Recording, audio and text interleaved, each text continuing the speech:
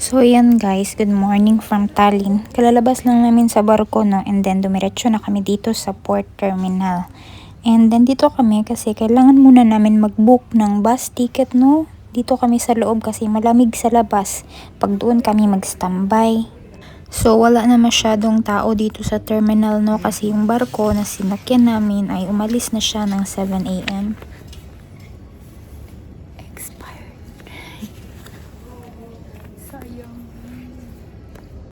So, lalabas na kami guys kasi tapos na kami mag-book ng bus ticket namin no. And dito lang sa harap ng terminal, merong tram stop and tram ang sasakyan namin papuntang bus terminal.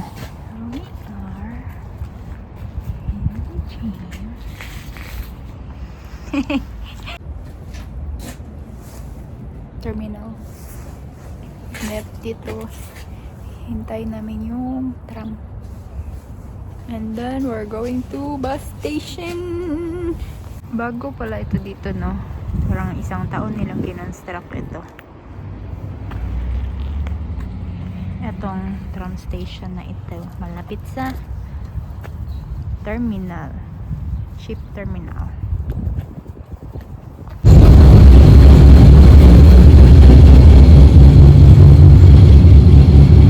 So yan guys, nasa bus station na kami no. Mabilis lang naman, mga 5 stops lang galing sa port. Mararating mo na yung bus station. And since maaga pa, wala pa rin masyadong tao dito no. Usually madaming tao dito kapag tanghali hanggang hapon. So ganito pala itsura ng bus station dito sa Tallinn guys no.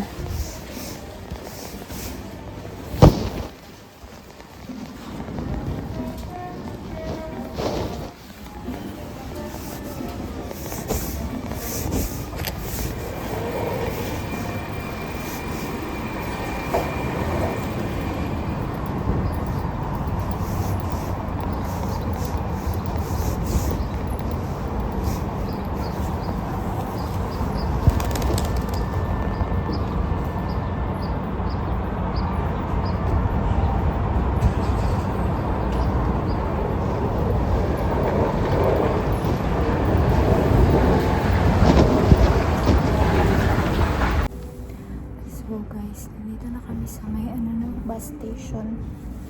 Time is 8:20. So yung asawa ko is pumunta muna siya doon sa may parts store. Ano yun? Basta yung kung saan nagbebenta ng mga car parts kasi i-return niya yung car part na nabili niya ba kasi low quality daw. So yun. Tapos yung bus namin is later 11:30. 8:30, 9:30, 10:30, 3 hours pa. Dito muna tayo sa bus station ng Tallinn. Maghintay. Maganda naman dito. Malinis.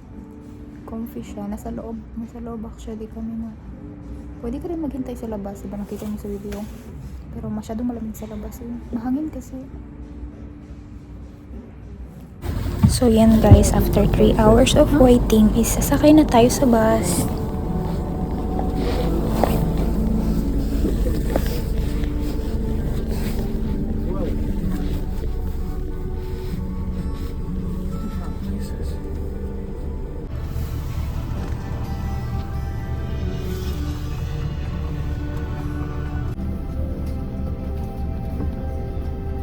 And yan guys, nagugutom na talaga ako no. Gusto ko na talagang kumain. Kaya meron pa man tayong natira.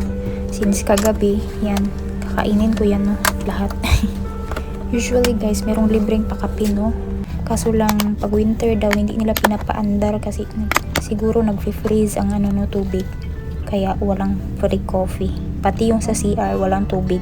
Pero pwede ka mag-CR, pero walang walang flash. Ganun. And so, ayan guys, aalis na ang bus. Aalis na tayo, papuntang Narva. No water.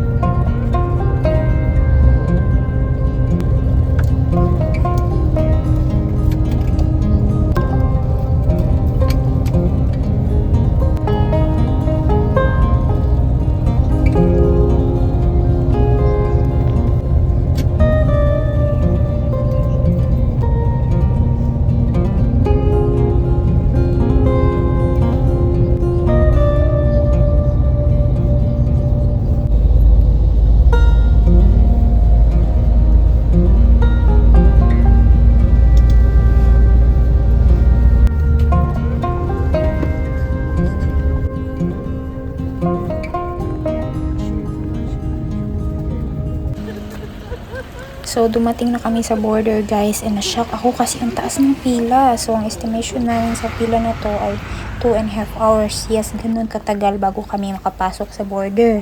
By batch yung pinapapasok nila, tig 15 katao. So, yun, after many hours, nasa pinakaharap na kami, no. Tapos, merong journalist, siguro yun, pinicturan kami, nakakaloka. Kung sino yung nakatira dito sa Estonia, baka makita nyo mukha ko sa balita. Yan, guys, umuulan talaga. Mukha na kong basang sisiw.